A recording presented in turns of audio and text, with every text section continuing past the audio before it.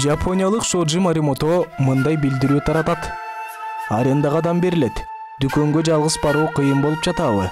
Сиздин ордуңузга кезек күткөн, ордуңузду ээлеп турган, же жөн гана ичиңизге сактап келген оюңузду уга турган адам керекпи?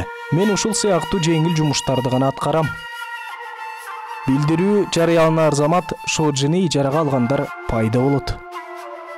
Элдер аны бирге тамактанууга, Инстаграмга сүрөткө түшүүгө чакыра башташат. Депрессияга кабылгандар болсо, өзүн өзү өлтүрүү боюнча ойлорун айтып беришет. Жада калса, киши өлтүрүүнү пландап жатканын айтып бергендер дагы болгон экен.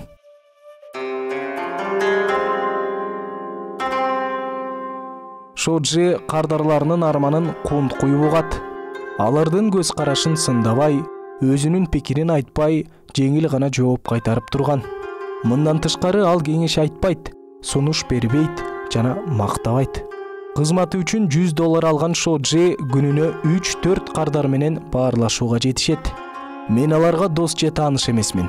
Менин жагымсыз адаттарым жок. Мен жөн гана жалгыздыктан тажаган адамдардын жүгүн жеңилдетип берем дейт Шоджи Маримото.